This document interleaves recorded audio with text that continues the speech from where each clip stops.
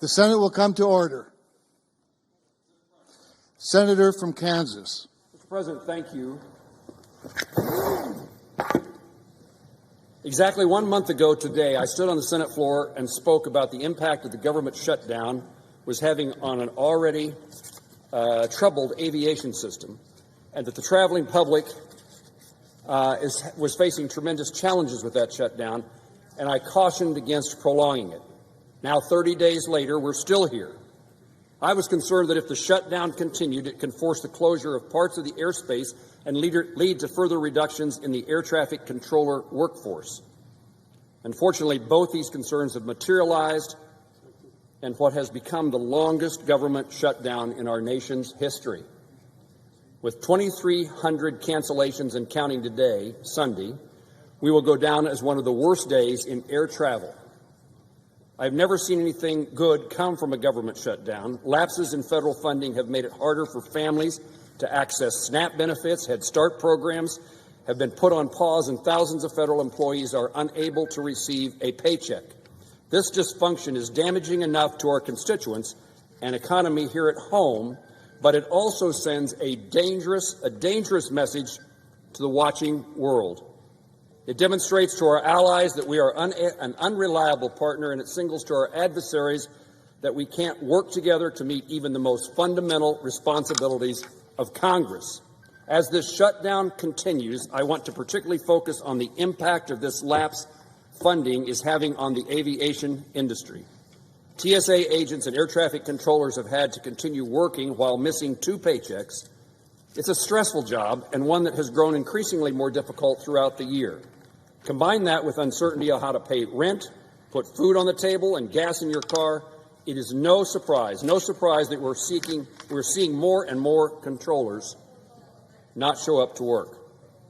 We are already facing a shortage of controllers, and now we are seeing more having to pick up second jobs to pay the bills, or seeing some quit entirely. Our inaction and our inability to gain consensus are deterring young people interested in futures such as air traffic controllers or other aviation professionals from pursuing those careers. The vulnerabilities in our aviation system has led Secretary Sean Duffy to begin reducing flights by 10% at 40 major airports. Airlines, businesses, and general aviation alike are cutting into their operations to make certain that airspace is as safe as possible. It is critical to know that these impacts are not lopsided on those high-traffic areas. Small and medium hub airports, such as we have in Kansas, that connect to those 40 are experiencing this pain just as much. While this is a painful step, it is necessary for the safety of the traveling public, and I support Secretary Duffy's decisions. American Airlines indicated to me they've canceled more than 240 flights yesterday and delayed more than 1,000 flights, impacting more than 150,000 passengers. Airlines for America said that staffing shortages disrupted the flights of more than 4 million passengers from October 1 to November the 7th on their partner airlines. And that was before the mandatory reductions were put in place by the Department of Transportation. We can expect more cuts if we do not reopen the government. We saw how fragile our air system is, and it's the reason I highlight aviation and the consequences of the shutdown tonight. We saw how fragile our air system is earlier this year when a series of failures led to a mid-air collision on January the 29th, which claimed the lives of 67, including those of Kansas. That accident forced Congress and our nation to reckon with an issue that has plagued us for decades. Why have we not effectively modernized our airspace system? Since that crash, steps have been taken to train more controllers and improve the aviation system, including a $12.5 billion investment in modernizing our airspace. But those efforts are becoming much more difficult to accomplish during a shutdown. Unfortunately, the position of the aviation industry it finds itself in today cannot be easily solved, but we cannot even begin to solve it unless we reopen the government. Every day we remain shut down, the fragility of this system intensifies. Thanksgiving is only 18 days away. Americans are purchasing or would have purchased or already purchased tickets to be with their families.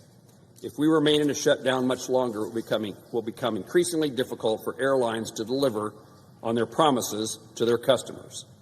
The circumstances we are in cannot continue. We must reopen the government. I urge my colleagues to pass a clean continuing resolution to reopen government. I'm committed to working with my colleagues, to address the concerns they have and any issues brought forth by the shutdown. We must return to regular order, advance a clean CR and these 3 appropriation bills, and then consider further appropriations and these issues so that many of us care so deeply about. Our constituents and our nation depend upon us to do so. Mr. President, I note the absence of a quorum. Ms. Alston-Brooks.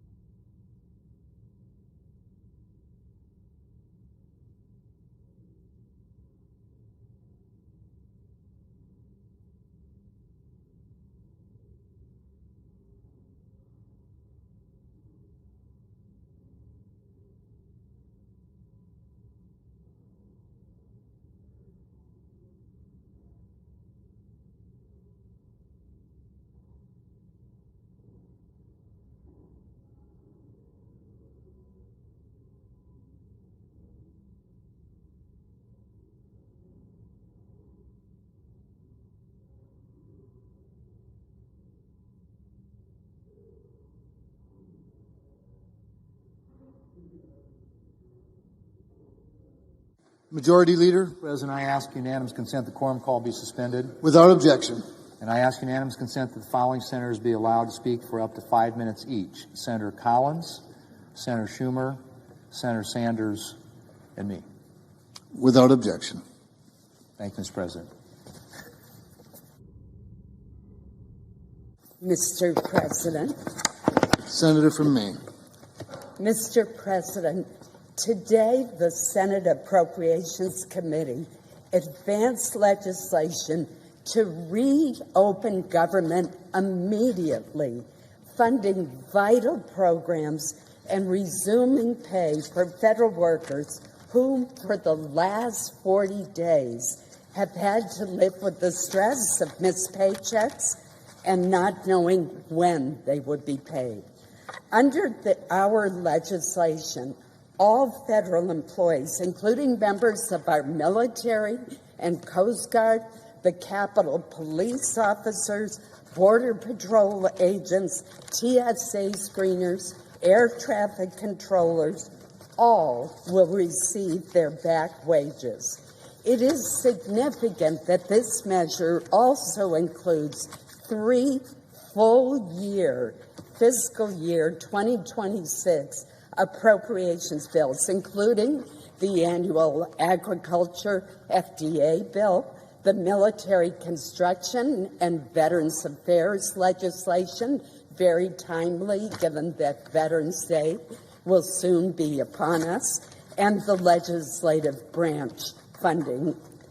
This 3-bill package, which originally passed the Senate on August 1st with overwhelming bipartisan support, 87 votes in 2 cases, 81 in another, will support our veterans, our troops, our farmers, and rural communities.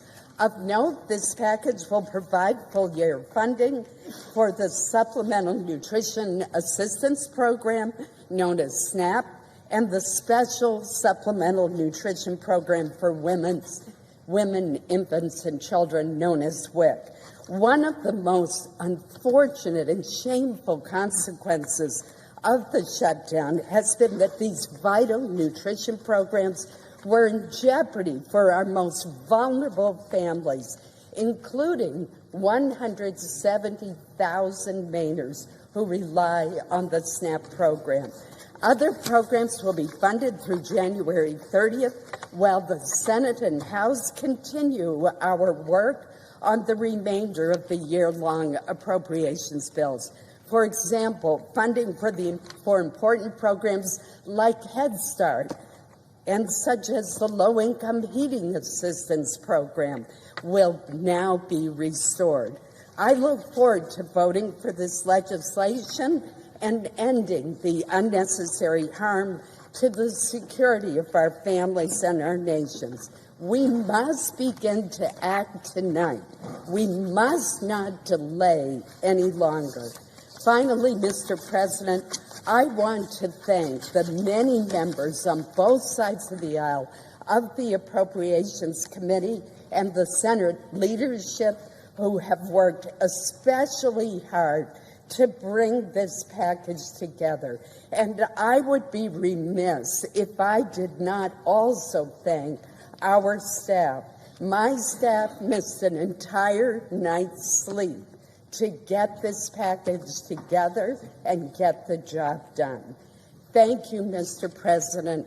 Again, I want to particularly thank the members of the Appropriations Committee, including the 3 who served as the subcommittee chairs, Senator Bozeman, Senator Hoven, and Senator Mullen. I want to thank Senator Britt, who did an extraordinary amount of work, Lisa Murkowski, Mike Rounds, Jerry Moran, Sherry Moore Capito, Sidney Hyde-Smith, Deb Fisher. There's so many who worked so hard on this package. I want to thank each and every one of them. Let's get the job done, and let's do it fast. Thank you, Mr. President. Senator Hoven in my list. Senator Hoven was a rock star, so I want to make sure that I mentioned him. Thank you. Senator from Vermont. I understand that the way the process has been developed, it is impossible to delay the votes that are going to take place. And if that were not the case, that is certainly what I would do, because I think it is important that the American people fully understand what is being voted on today. Everybody in America knows that our current health care system is broken, it is dysfunctional, it is cruel, it is by far the most expensive health care system in the world, and the only health care system of any major country that does not guarantee health care to all people as a human right, covering every man, woman, and child. We are unique in that respect. And yet tonight, what this Senate is about to do is make a horrific situation even worse. So let's be clear what this vote is about. If this vote succeeds, over 20 million Americans are going to see at least a doubling in their premiums in the Affordable Care Act. In my state of Vermont and throughout this country, for certain groups of people, it will be a tripling and a quadrupling of their premiums. There are people who will now be paying 50% of their limited incomes for health care. Does anybody in the world think that makes sense? And if this resolution is passed tonight, we are on a pathway to throw 15 million Americans off of Medicaid and the Affordable Care Act. 15 million.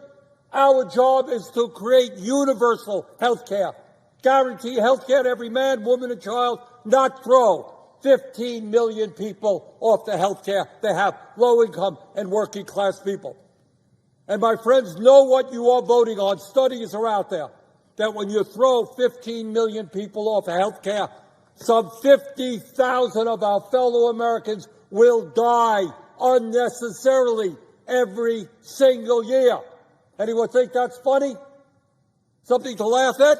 Something to just go past? I don't. 50,000 Americans die unnecessarily. Now, I know as part of this resolution that the majority leader is going to say, well, Democrats can put together their own bill, and it will come to the floor here in the Senate for a vote. As everybody here knows, that is a totally meaningless gesture. You can get 100 votes here in the Senate. Won't mean anything because the House is not going to take it up, and the President of the United States certainly will not sign it. So, Mr. President, I hope that anybody here who is thinking of voting for this reconsiders, goes back home and talks to their constituents and asks them what it will mean if their health care premiums are doubled or tripled. Thank you, Mr. President. The Democratic leader. Mr. President, America is in the midst of a Republican-made health care crisis, worse than anything the American people have seen in decades. Republicans have spent the past 10 months dismantling the health care system, skyrocketing costs, and making every day harder for American families. Because of Republicans, Americans are going to suffer immensely as this health care crisis gets worse. Democrats have been fighting to end this crisis over and over again.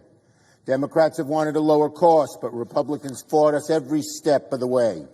We gave Republicans not one, not two, but 3 chances this year to extend the ACA premium tax credits. Republicans said no every time. On Friday, we offered Republicans a compromise, a proposal that would extend the ACA tax credits for a year and open up the government at the same time. They once again said no. And when they said no on our compromise, they showed that they are against any health care reform.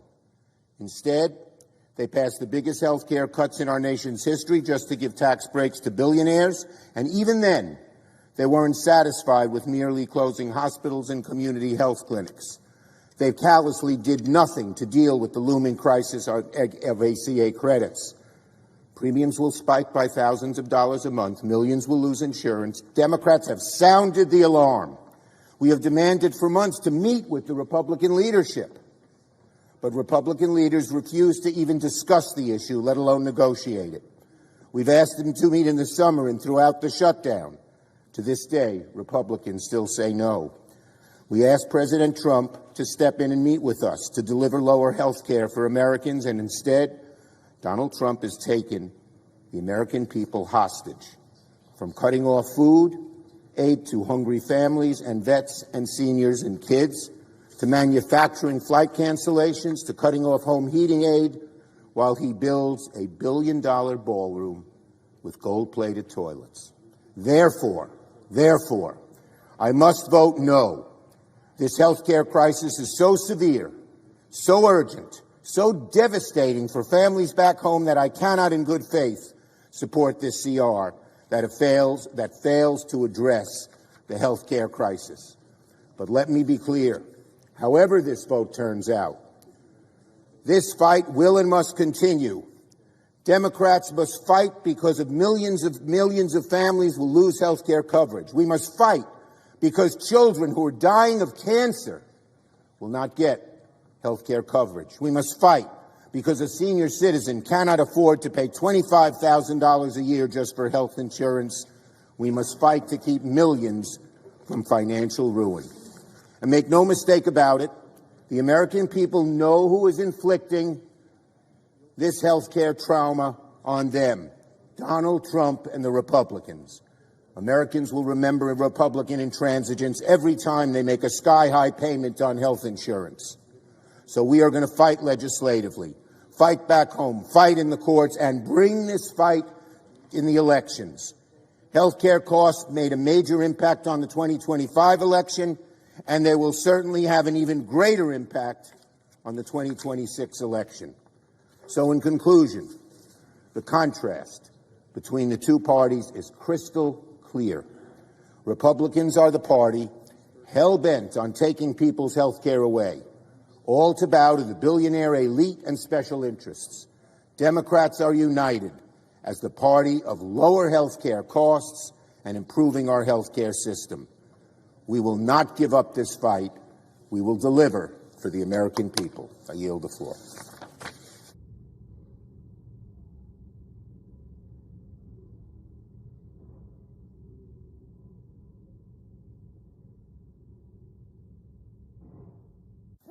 Mr. President. Majority Leader. Mr. President, after 40 long days, I'm hopeful that we can finally bring the shutdown to an end. And I don't need to go over all the reasons why it's imperative that we get the government open as soon as possible. From the truly precarious situation we are in with regard to air travel to the fact that our staffs have been working without pay for a full 40 days now, all of us, Republicans and Democrats, who support this bill know that the time to act is now.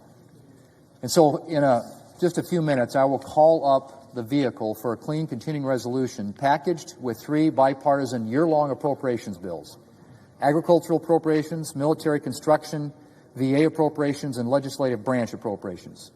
These bills will fund SNAP for the entire fiscal year. They will fund WIC for the entire fiscal year. And they will fund our veterans for the entire fiscal year. After 40 days of uncertainty, I'm profoundly glad to be able to announce that nutrition programs, our veterans, and other critical priorities will have their full-year funding. And my goal is to quickly move to other full-year appropriations bills. As I've said many times, I firmly believe that the way to fund the government is by passing appropriations bills through regular order, a process that gives senators from both parties the fullest chance to make their voices heard. Mr. President, I also want to mention health care. There's been a lot of talk over the last several weeks on both sides of the aisle about the health care crisis in this country. And I'm thankful to be able to say that we have senators, both Democrat and Republican, who are eager to get to work to address that crisis in a bipartisan way. These senators are not interested in political games. They're interested in finding real ways to address health care costs for American families. We also have a president who is willing to sit down and get to work on this issue. And so I'm looking forward to seeing what solutions might be brought forward. Regardless, as I have said for weeks to my Democrat friends, I will schedule a vote on their proposal, and I've committed to having that vote no later than the second week in December. Mr. President, again, I am optimistic that after almost 6 weeks of this shutdown, we'll finally be able to end it. I will call up that bill in a matter of minutes, and I look forward to passing the clean continuing resolution an appropriations bill package in the very near future.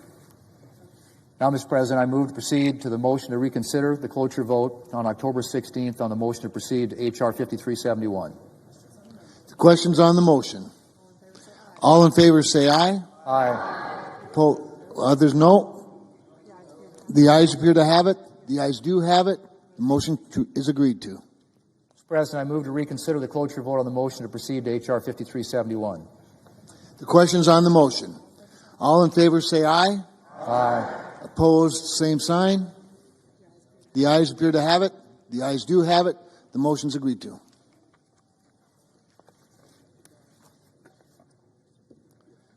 The clerk will report the motion to invoke cloture. Cloture motion. We, the undersigned senators, in accordance with the provisions of Rule 22 of the Standing Rules of the Senate, do hereby move to bring to a close debate on the motion to proceed to Calendar 168, H.R. 5371, an act making continuing appropriations and extensions for fiscal year 2026 and for other purposes. Under the previous order, the mandatory quorum call under Rule 22 has been waived.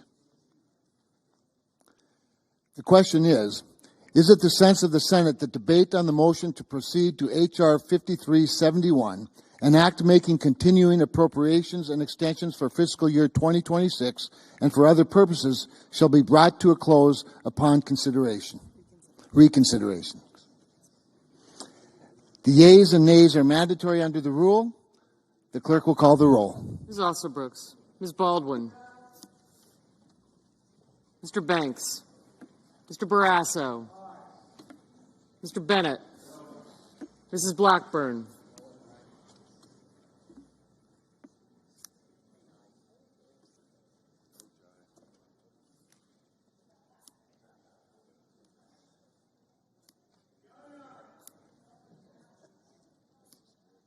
Thank you.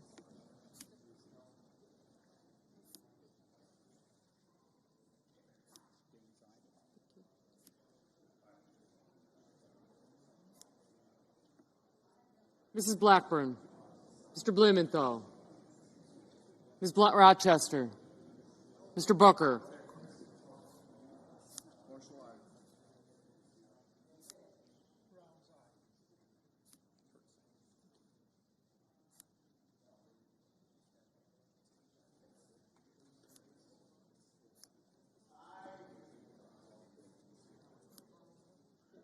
Mr. Booker. Mr. Bozeman.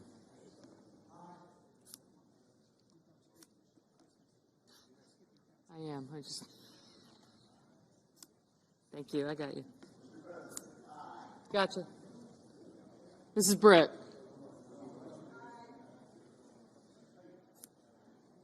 Mr. Budd. Ms. Cantwell. Mrs. Capito. Mr. Cassidy. Ms. Collins.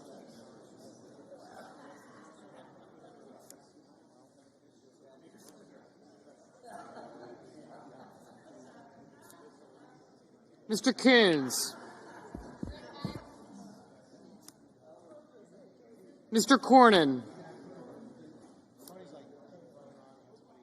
Ms. Cortez Masto. Mr. Cotton. Mr. Kramer. Mr. Crapo. I got him. Mr. Cotton. Mr. Kramer, Mr. Crapo, Mr. Cruz, Mr. Curtis, Mr. Daines, Ms. Duckworth, Mr. Durbin, Ms. Ernst, Mr. Fetterman, Mrs. Fisher, Mr. Gallego, Mrs. Gillibrand,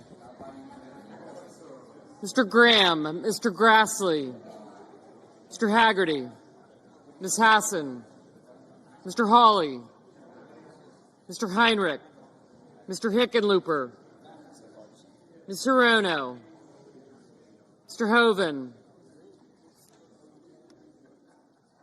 Mr. Husted, Mrs. Hyde-Smith, Mr. Johnson, Mr. Justice, Mr. Kane, Mr. Kelly, Mr. Kennedy, Mr. Kim, Mr. King, Ms. Klobuchar, Mr. Langford, Mr. Lee,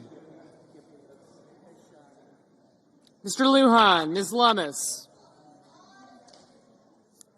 Mr. Markey, Mr. Marshall, Mr. McConnell,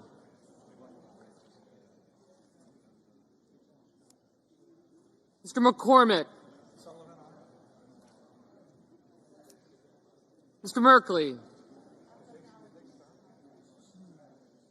Mrs. Moody, Mr. Moran, Mr. Marino, Mr. Mullen, Ms. Murkowski, Mr. Murphy, Mrs. Murray, Mr. Ossoff, Mr. Padilla, Mr. Paul, Mr. Peters, Mr. Reed, Mr. Ricketts, Mr. Risch, Ms. Rosen, Mr. Rounds, Mr. Sanders, Mr. Schatz, Mr. Schiff, Mr. Schmidt,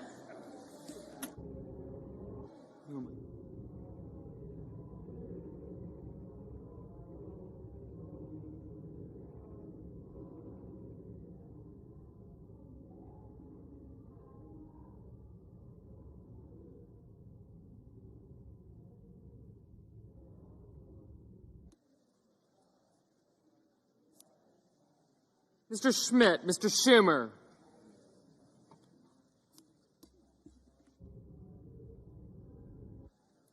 Mr. Scott of Florida, Mr. Scott of South Carolina, Mrs. Shaheen, Mr. Sheehy, Ms. Slotkin, Ms. Smith, Mr. Sullivan, Mr. Thune, Mr. Tillis, Mr. Tuberville, Mr. Van Hollen, Mr. Warner, Mr. Warnock, Ms. Warren, Mr. Welch, Mr. Whitehouse, Mr. Wicker, Mr. Wyden, Mr. Young,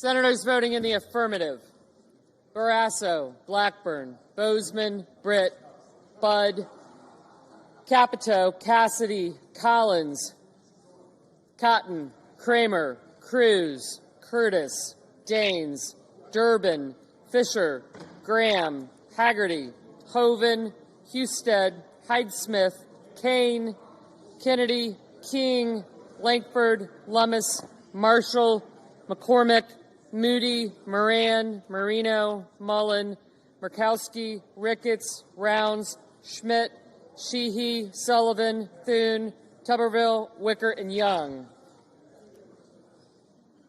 Yep.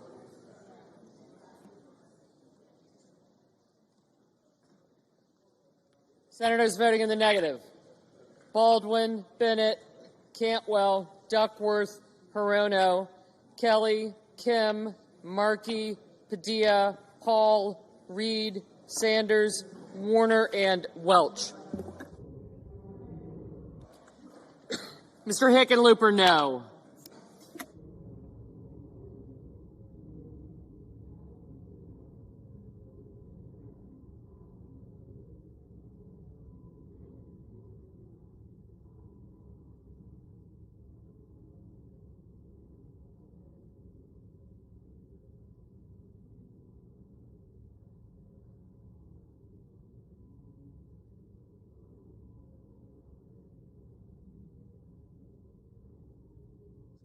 Mr. Banks, aye.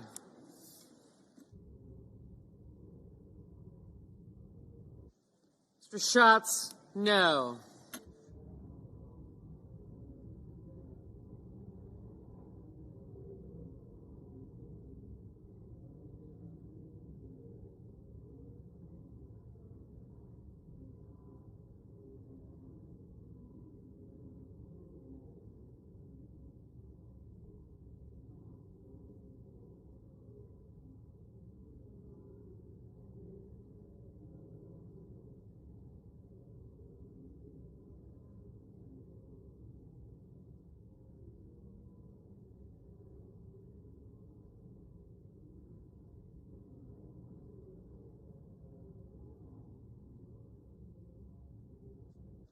Ms. Klobuchar, no.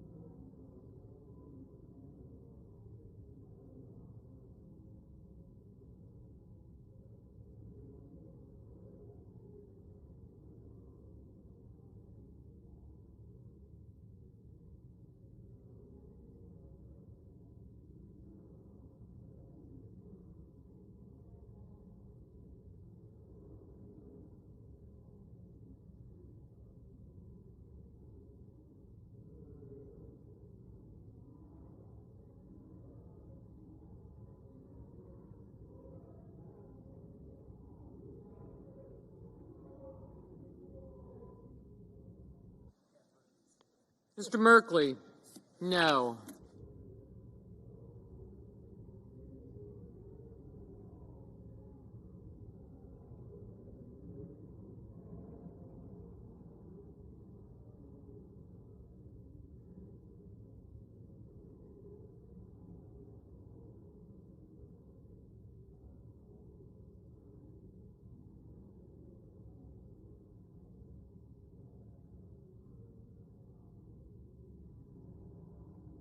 Ms. Blunt Rochester, no.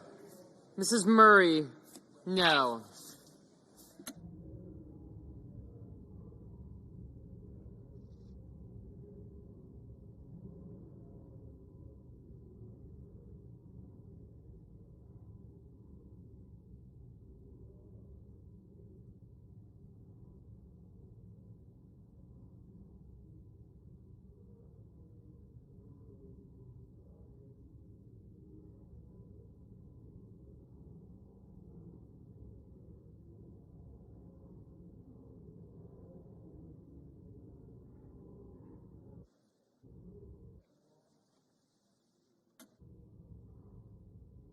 Mr. Wyden, no.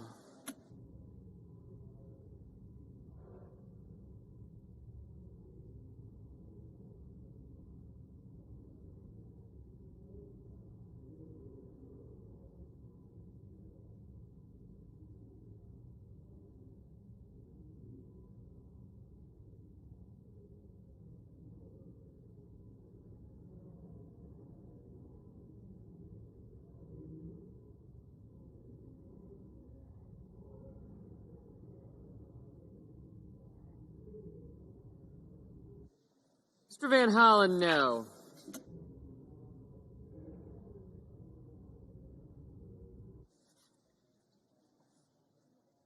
Ms. Hassan, aye.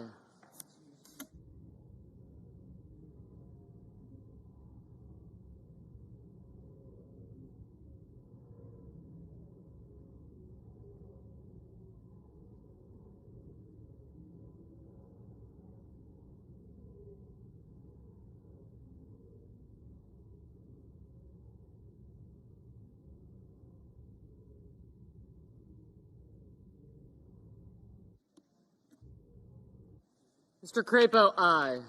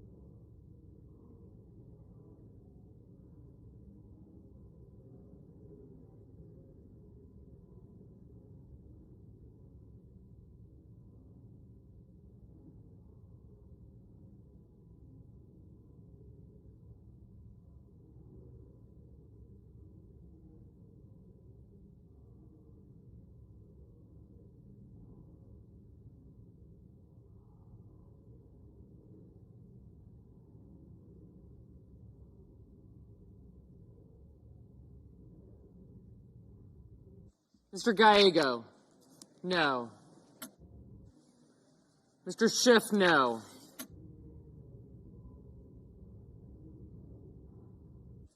Mr. Scott of South Carolina, aye.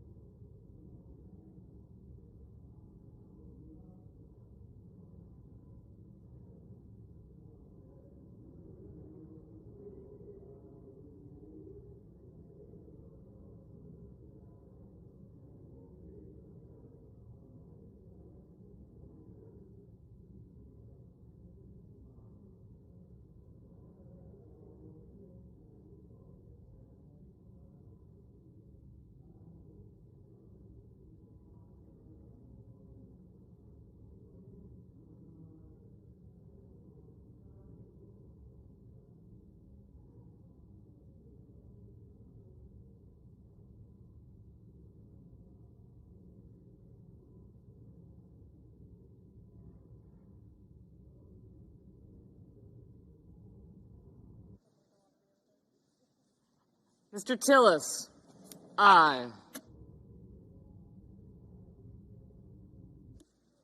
Mr. Justice, aye.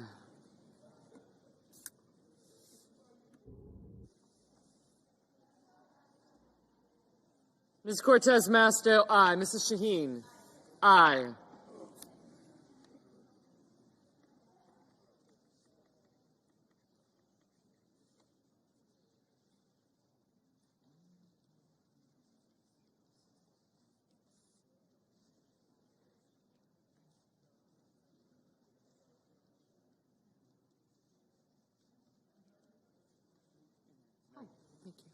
Mr. Lujan, no.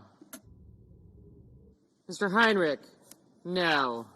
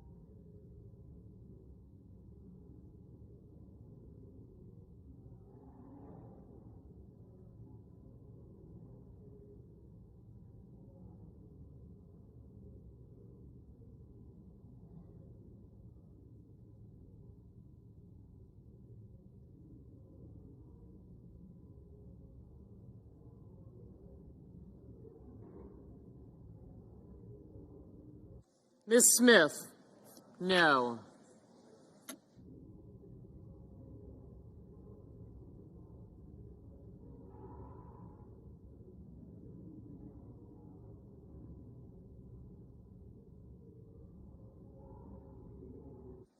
Ms. Rosen, aye.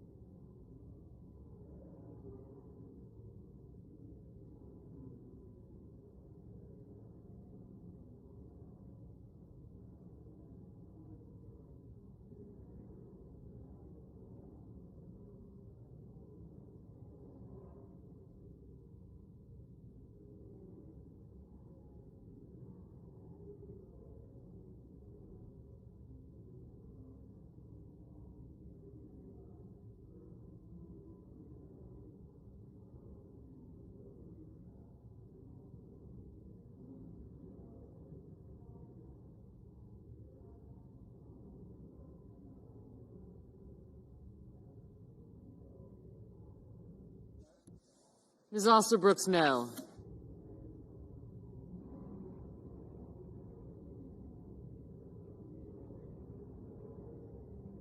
Ms. Warren, no.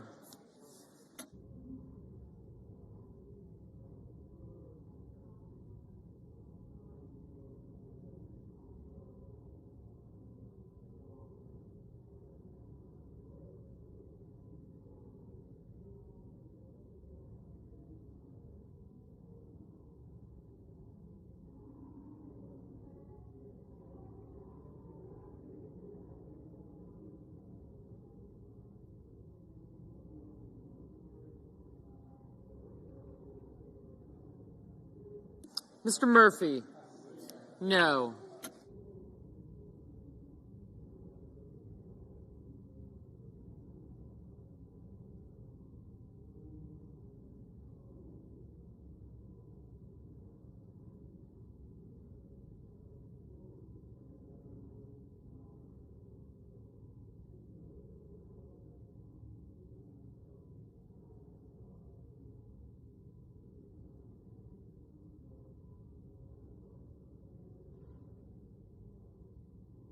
Mr. McConnell, aye.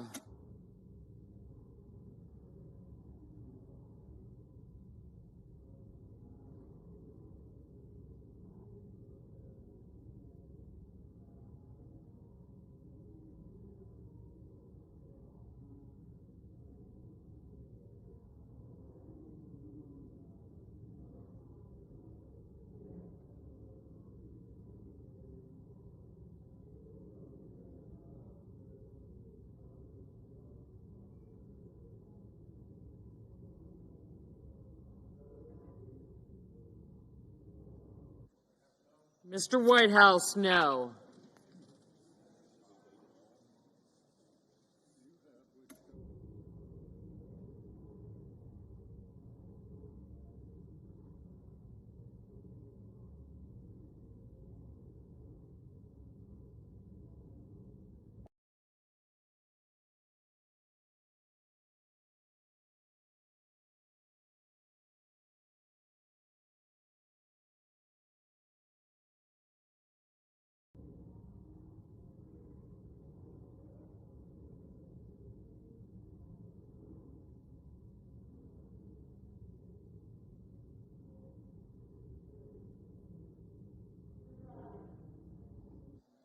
Mr. Fetterman, aye. Mr. Warnock, no.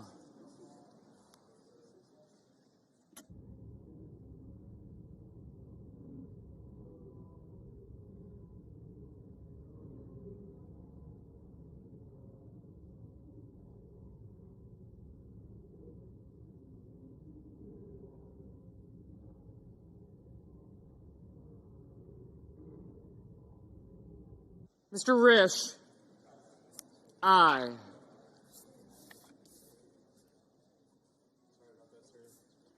Mr. Blumenthal, no.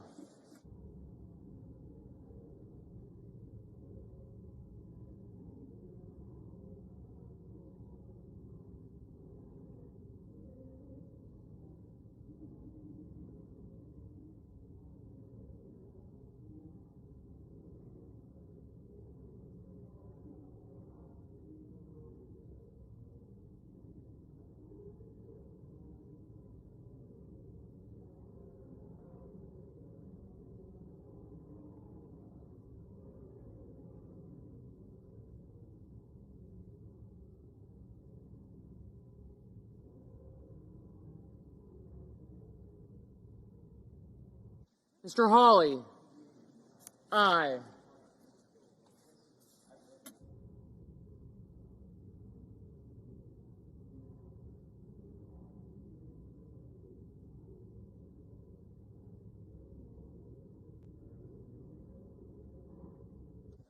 Ms. Ernst, aye.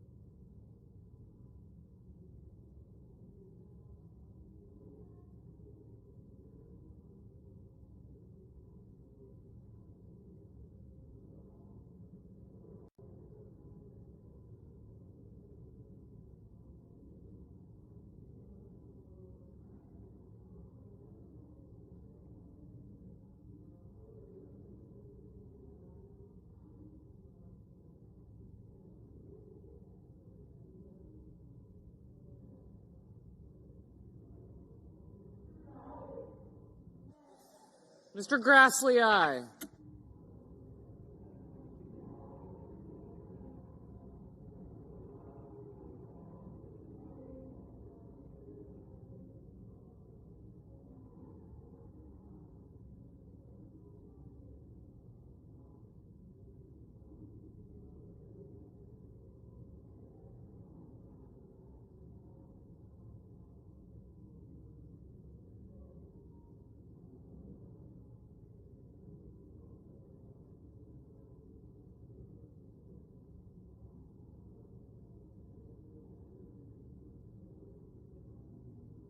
Ms. Slotkin, no.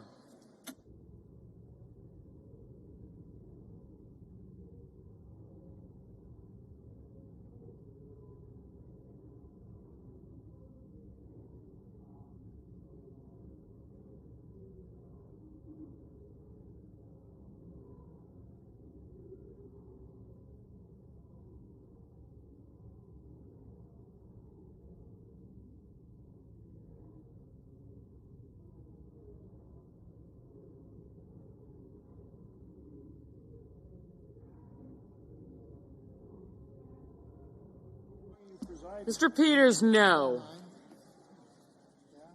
So Carson's coming back supposedly next year.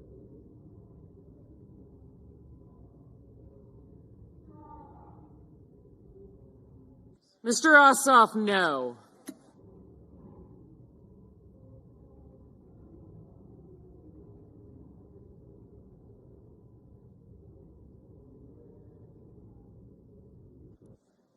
Mr. Schumer, no.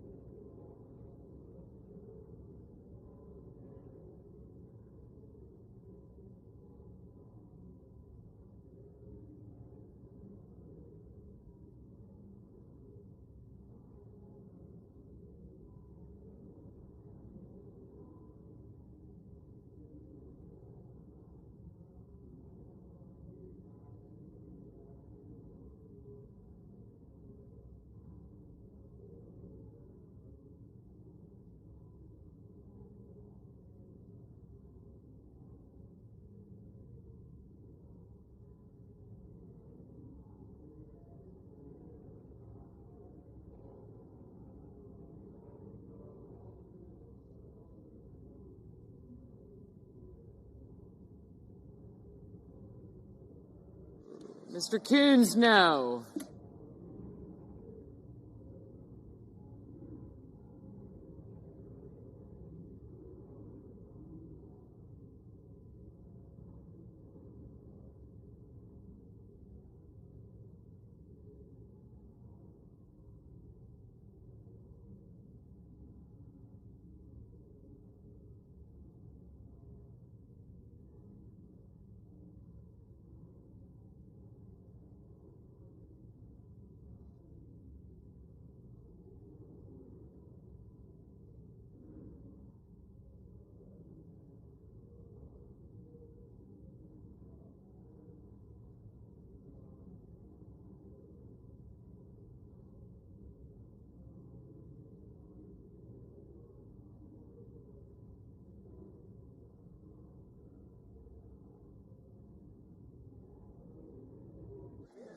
Mrs. Gillibrand, no.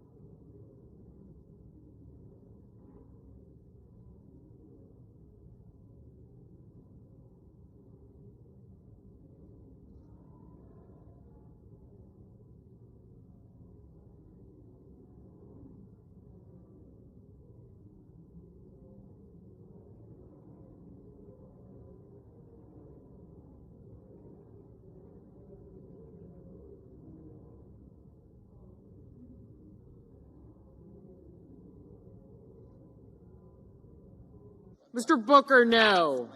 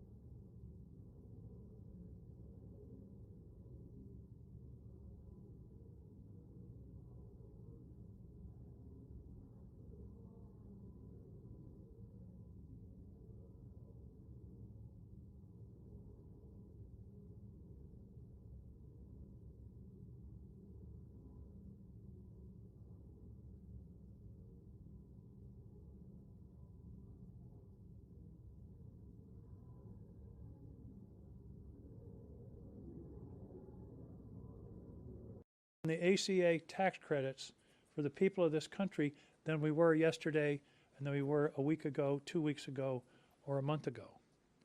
So this agreement tonight is a win for the American people. And it's a win for those people that are so insistent, that I'm hearing from all the time, protect our health care. Our judgment is the best way to do that is to get a bill on the floor. Is there a guarantee it will pass? No. Is it a guarantee it will pass in the House?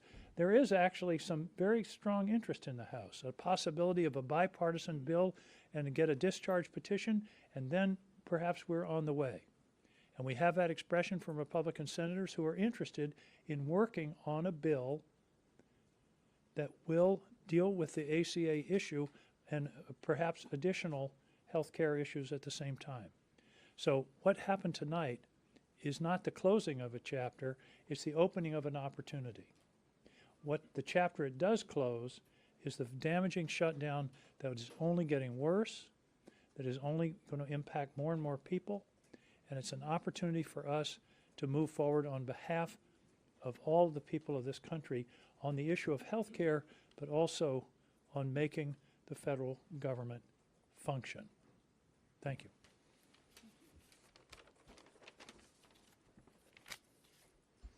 Well, good evening, everybody.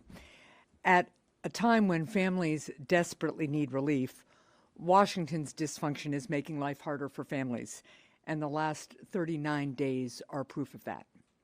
A record-long government shutdown paired with record-high health insurance cost increases is not the kind of history that the American people want Congress to make. Over the last several weeks, I've heard from Granite Staters who can't afford a doubling of their health insurance costs. I've also heard from families about the deep pain that the government shutdown has caused, made worse by a president who illegally and repeatedly chose to cut off help for families who are just trying to buy groceries. After weeks of bipartisan conversations, I voted today to reopen the government so that we can get back to the work of helping Granite Staters. This agreement funds SNAP and food assistance programs, ensures that law enforcement, air traffic controllers, and other federal workers get paid, reverses the president's recent reckless layoffs and prevents them from happening in the future, and crucially, gives Congress a clear path forward to protecting people's health care. Our work to deliver relief for families now enters an important phase. Congress has 1 month to engage in serious bipartisan negotiations to extend the Affordable Care Act's expiring tax cuts that help people afford their health insurance. And let's be really clear, part of what has been happening is the time period to make that meaningful extension of these tax cuts has been dwindling. We are getting closer and closer to the time in which families have to decide whether they can buy their health insurance or not and enroll in health insurance in this coming year. So my Democratic colleagues and I have been ready to work on this issue, on extending these tax cuts for months.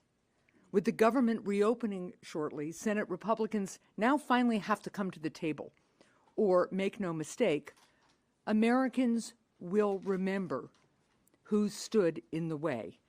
So I urge Speaker Johnson to finally return the House of Representatives into session and quickly reopen the government. And I urge all Americans in communities red, blue, and purple to continue to speak out about the importance of affordable health care so that families across America can get that critical care that they need. Thank you. Thank you. And I thank my colleagues for their good work. The vote tonight, and you've heard all of us talking about this, the vote tonight was crucial to open the government because too many Americans, hardworking individuals, seniors, children, were suffering.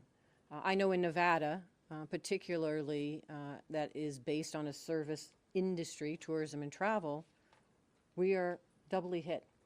Tariffs, bad policies of this administration, and the shutdown was having an impact on travel to our state and quite honestly across the country. But it wasn't just that. We have federal workers that were suffering. We have TSA agents. We have airport controllers.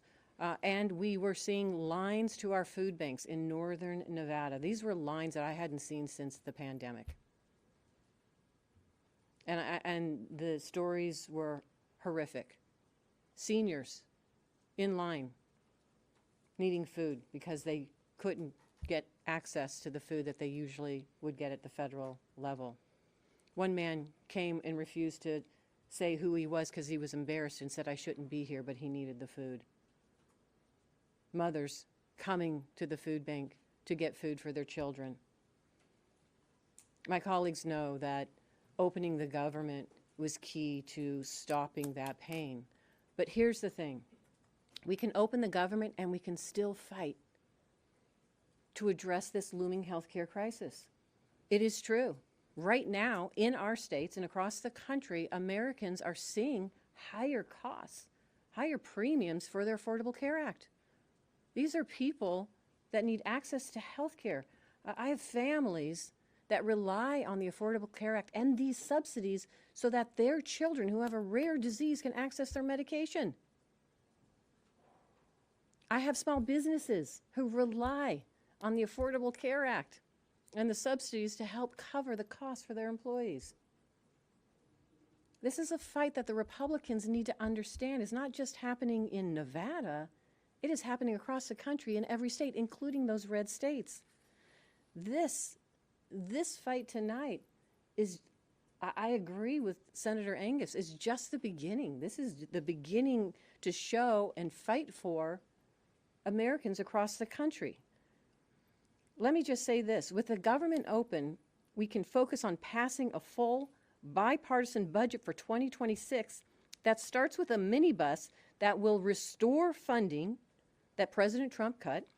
It delivers millions of dollars in critical funding to states like Nevada all across the country. And it, you will hear, blocks the administration from future rifts. We have an opportunity also to put Republicans on the record on the ACA. Are they committed to doing this? Are they committed? Leader Thune said he would come to the table on a health care once the government was open, and now he must follow through. If Republicans want to join us in lowering costs for working families, they have the perfect opportunity to show the American public. I expect Republicans to be at the table in the next few weeks. I expect the White House to be at the table. And if they do choose not to come to the table, they can own the disastrous premium increases that will continue to rise. They will own the fact that Americans across this country are going to lose access to health care. We were elected in the Senate to work on real solutions that help working families. It's our responsibility to work not only here amongst ourselves, but across the aisle to solve these problems for the Americans, make their lives a little bit easier. And that's what we have done tonight.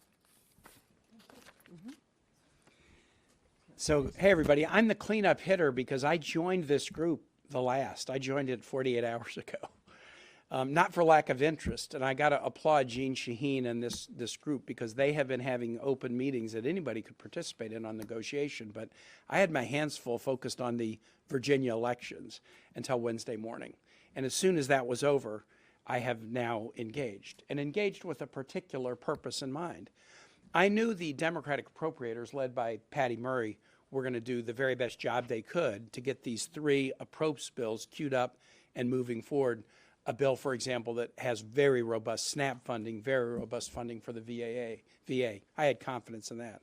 And I had confidence in these guys that they were going to get the best possible deal they could get from Republicans on the ACA. We were in a situation where SNAP recipients were suffering, and there was no guarantee we would ever get to an ACA solution. Now we've got robust SNAP funding and a guaranteed vote, not a guaranteed outcome, but a guaranteed vote on ACA tax credits. But I engaged on the issue that I've been talking about for a month on the floor to Senator Thune, Katie Britt, Lindsey Graham, James Lankford, anybody who would listen to me on the Republican side. I've said what I need in Virginia, with 320,000 federal employees who live in households that probably encompass nearly 650 or 700,000 residents in my state, I need a moratorium on mischief. My Virginians have been suffering under this administration. The shutdown started on January 20. I need a moratorium on the punishing of the federal workforce. That's what I need. And so I joined this group to make sure that we could get important protections for federal employees. And what we have in this bill is the restoration of all the furloughed employees and a guarantee of their back pay, the restoration of all RIFT employees who got RIFT after October 1 with all of their back pay, and a guarantee of no RIFs. No RIFs going forward. 2 million federal workers, not just my 300,000, 2 million federal workers who are not uniform military now have a guarantee of no RIFs going forward. So they don't have to go into the holiday season with anxiety about what's going to show up on their email one morning at 5:30 a.m. That's a big win for 2 million federal employees, and added together with these other ingredients of robust appropriations bills and a guaranteed path forward to vote on fixing the ACA, that made me sign on and say, yes, we can do it. I had a number of Republicans on the floor tonight said, we were amazed that you got that no RIF guarantee in there. And I'm glad that we did, and we all worked so hard on it together, and I have huge respect for my colleagues who made this happen. Thanks. Senator, you say you're fighting on the Affordable Care Act. What do you say to your colleagues who say this isn't a fight, this is a capitulation? You're putting together, you're agreeing to a vote on a bill that it almost certainly will not become law, and you're allowing that to happen. Well, first of all, there was, as long as the government shut down, the clear statement from Senator Thune and the Republican majority, and they control the Senate, the House, the White House, was we will not talk about health care with you. So there was no vote that we were going to get on the Affordable Care Act, premium tax credits. We have a guaranteed vote by a guaranteed date on a bill that we will write. Not that the Republicans will write, although I do think it's important for us to engage with them, because we need a bipartisan bill that we know is going to get enacted to provide the relief that Americans need. And I think there's a commitment on the part of many of our colleagues to do that. But there's no guarantee this will become law. There was never a guarantee that it would become law. Just to follow up on that, Senator, because we understand that this vote will happen, but a vote on the extending the tax credits, it does not guarantee that it's going to happen. So how do you explain, though, to your constituents why it was worth it to put up this fight for so long when in the end you did not get your key demand? Because it wasn't working. How long would it take to not get a response to say it isn't working? In other words, it's been 6 weeks. There's been the Republicans made it clear they weren't going to discuss the health care issue, the Affordable Care Act tax credits, until the shutdown was over.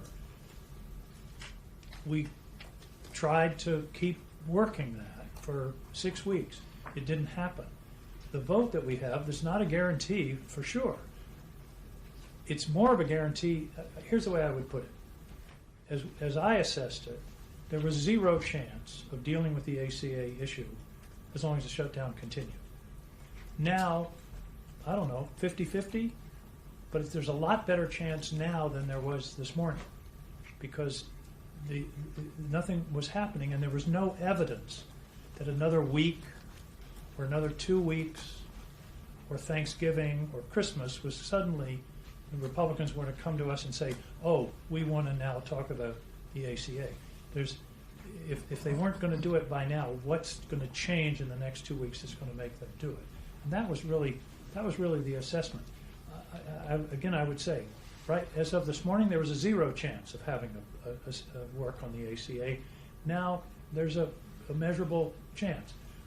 Will it be everything that everybody wanted? No, because we need 60 votes. And so there's going to be a negotiation. But Republicans have already started saying, well, here, if you did this or did that, maybe we can get there.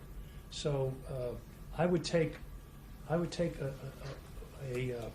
reasonable chance against no chance every day, and the other piece is, and we didn't really emphasize this.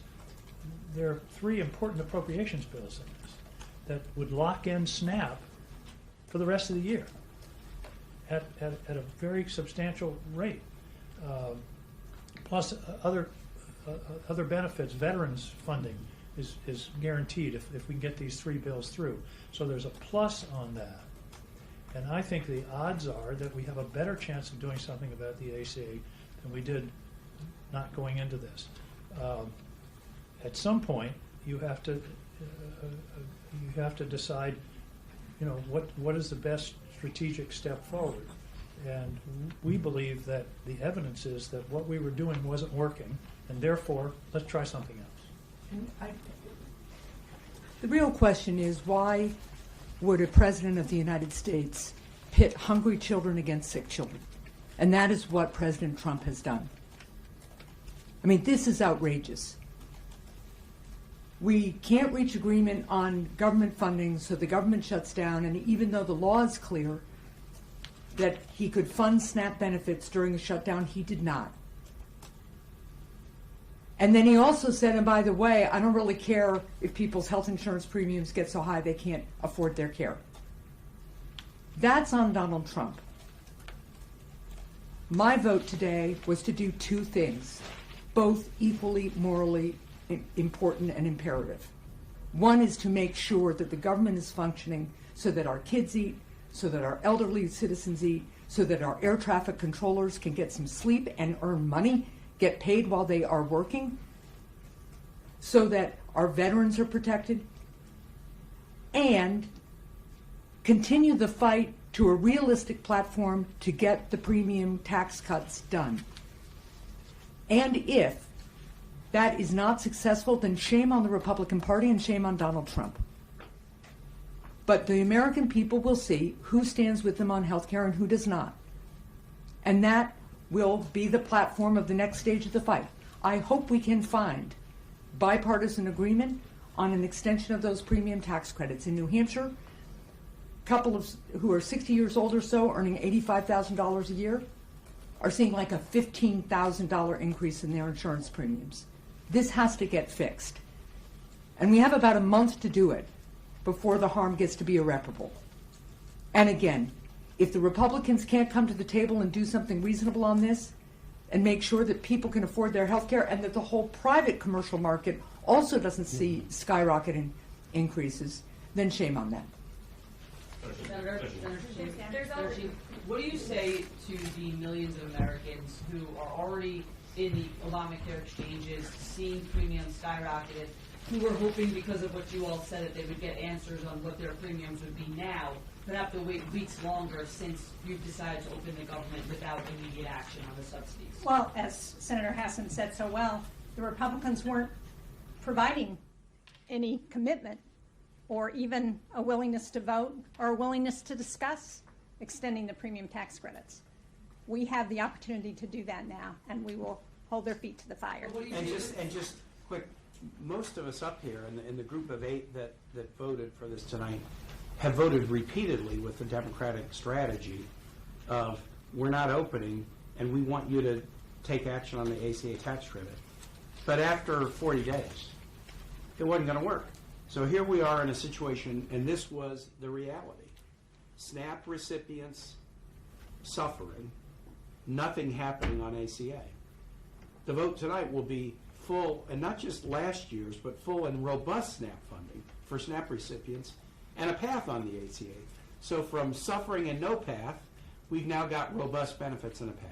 And that's what we tell our constituents. Senator, if I could just ask, there's already calls now from Democrats in the House that are saying Leader Schumer should step aside, he should be replaced. You know, the 8 of you today voting with Republicans to advance this plan to reopen the government, does that just further the divides within the Democratic Party right now? No. When I talk to my constituents in New Hampshire, you know what they say to me? They say, why can't you all just work together to address the problems that are facing this country? We put the Senate back on a path to start doing that today, and we're going to continue to work that way. All right, one last question.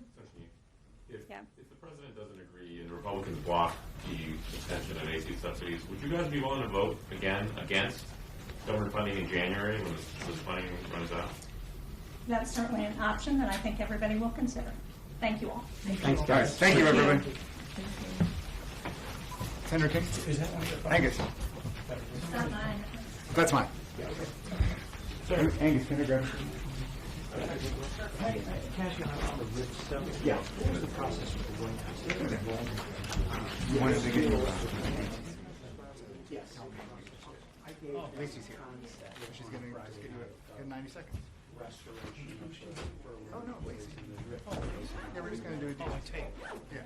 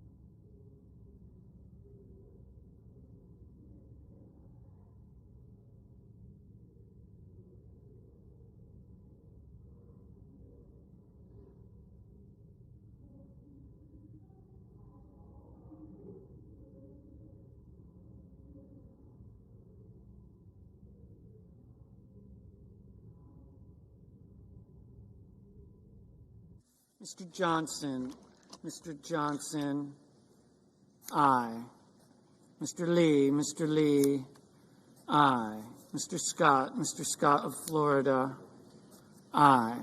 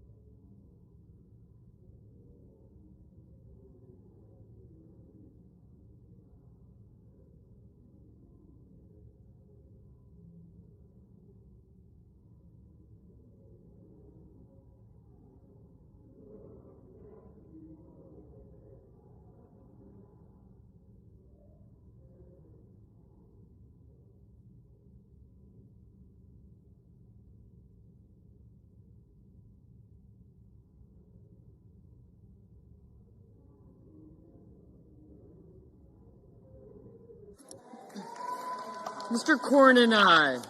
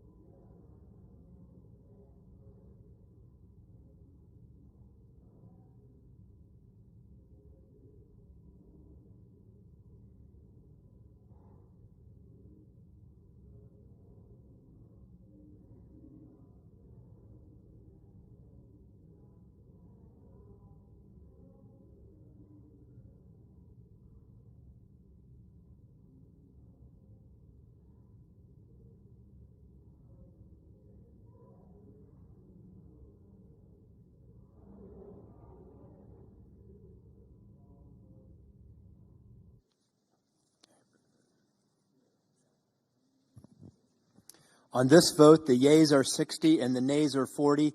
3/5 of the Senate duly chosen and sworn, having voted in the affirmative, the motion upon reconsideration is agreed to.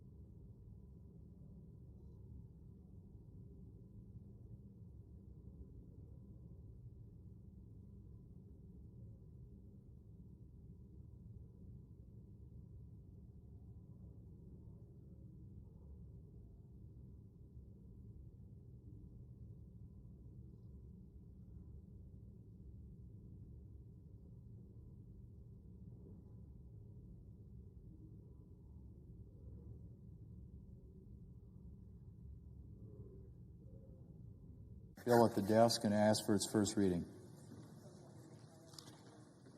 Clerk will read the title of the bill for the first time. S3168, a bill to appropriate funds for pay and allowances of federal employees and so forth and for other purposes. Mr. President, I now ask for a second reading. In order to place the bill on the calendar under the provisions of Rule 14, I object to my own request. Objections heard. The bill will be read for a second time in the next legislative day. Mr. President, I ask unanimous consent that when the Senate completes its business today, it stand adjourned until 11 a.m. on Monday, November the 10th. Following the prayer and pledge, the general proceedings be approved today at the morning hour be deemed expired. The time for the 2 leaders be reserved for the use later in the day. And the Senate resume consideration of the motion to proceed to calendar number 168, H.R. 5371, post-cloture. Finally, that all time during recess, adjournment, morning business, and leader remarks count post-cloture on the motion to proceed. Without objection, so ordered. Mr. President, if there's no further business to come before the Senate, I ask that it stand adjourned under the previous order. Senate stands adjourned until 11 a.m. tomorrow.